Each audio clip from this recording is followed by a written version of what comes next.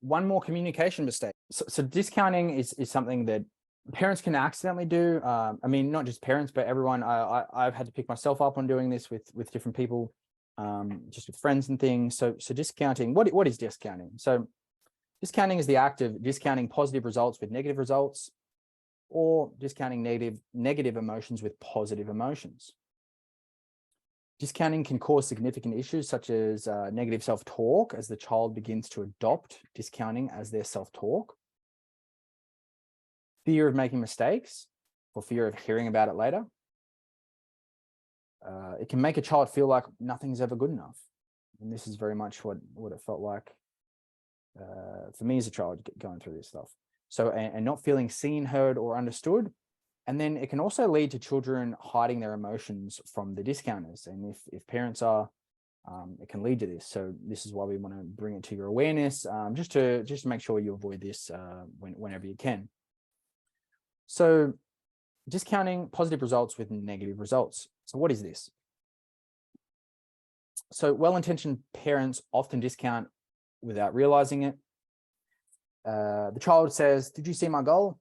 And the discounter says, "Yes, you did well, but you made X and Y mistakes." Now, the discounter often feels like they are pointing out the areas they can improve, the child can improve, but they often dismiss the positive the child did and leave the child feeling like nothing is ever good enough. Nothing's good enough. So it discounts the good and with the bad. So how to overcome this if you're a discounter? So practice celebrating the outcomes achieved. So after every game or test, etc., focus first on what they did get right, where they progressed, and the effort they gave. So in every game, there are many things to celebrate. Doesn't matter how good or bad you played, doesn't matter if you played your best game ever or your worst game ever, there's still something to celebrate. There's still something worth pointing out that is worth celebrating. So focus on these first as a parent. So this will not only help the child see what they did well and that you do look for the good in what they do, but you'll also positively reinforce the progress they are making. And it's also just a great way to, positively reinforce what they're doing, the effort they're giving, and just getting out there. It can really add to a child. Now, part two of this is we want to avoid ever getting frustrated at our child's results. So all results are just that, results. A result is nothing more than a reflection of the child's current experience level, the result of the practice they have done they have done in the past, the quality of the practice, and the consistency of it. Also, it can be a reflection of other things going on within their life and minds. So this is why we should never make results right or wrong. But ultimately, we can see the result as just feedback. So feedback has valuable information in it if we look for it. So if we see the result as just feedback, if they didn't quite do as good as we hoped, we can still celebrate the good things they did do. And then we can get curious about, what feedback is this telling us? Well, what's this giving us? What information is this giving us?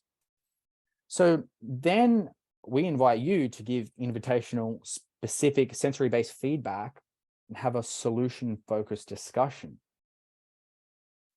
So after celebrating the positive and reinforcing their progress, ask for permission to offer feedback and give sensory-based feedback in a curious, non-judgmental way. And I'll give you an example in a second. Then offer them the option for a solution-focused conversation, or find a solution to the problem. So here's an example. So parent might say, "Do you mind if I give you some feedback on something I noticed in your soccer game today?" So we're inviting the child to ask for feedback. So the child says, "Sure. It looked like you were breathing hard in the second half. Did you feel like you were?" And the child might say, "I did. I felt really tired." And the parent might say, "Do you want to change that?" would you like to come up with a plan together to increase your fitness level?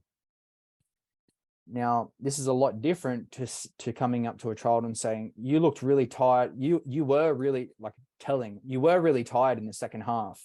You got to improve your fitness. And it's a lot different form of communication. Now, discounting emotions. Now, this is the other one we want to look out for. Discounting emotions.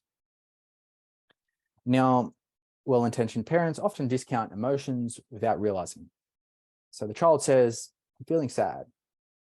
The discounter says, but you have so much to be happy about. What about X, Y, Z? And the discounter hopes to point the child to see what they feel the child is unaware of, but instead the discounter fails to validate the child's emotions and ultimately loses trust and rapport.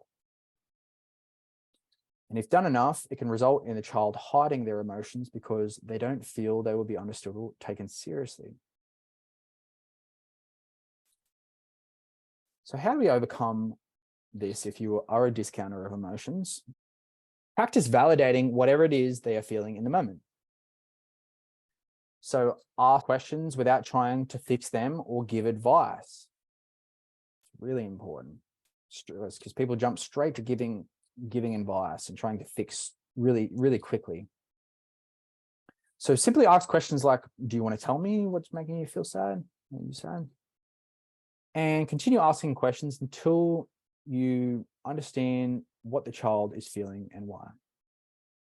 Validate it, even if it doesn't make complete sense. It does to them.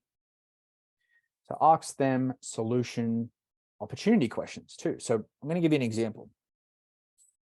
So this is an example of maybe what not to do and see the difference. So child says, I'm feeling sad. The parent says, but you have so much to be worried about. Happy about. Happy about. This is our second workshop for today. The child says, but Jordan yelled at me for missing too many shots. Parent says, but Jordan is a good kid. See how there's a constant discounting of the child's feelings? The child says, but I feel disrespected. Parent says, don't be silly. Okay, so multiple discounts there. Okay, now see this in contrast to a different way. And as I said, this might be a bit tougher when you're running on no sleep with 3 children. Jen and I don't understand that yet, so don't we do get that. But so the child says, I'm feeling sad. The parent says, I'm sorry to hear that. Do you want to tell me what's making you sad? Child says, Jordan yelled at me for missing too many shots. Parent says, oh no, how did that make you feel? Child says, well, I feel disrespected because Jordan misses shots too. Parent says, wow, that does seem disrespectful of Jordan to do that. So it's validating the child's emotions, not discounting them. Child says, yeah, it's so annoying. And the parent says, I bet it is. Do you want to do anything about it? That's an optional thing to say. Child might say, like what? And then the parent says, well, what do you think you can do about it? And just opening up conversations and questions and inviting the child to think for themselves. And without discounting what the child's feeling or even thinking. Okay, so this one's a big one and will really build trust and rapport with your child if you can take the time to do this. So that's number 4.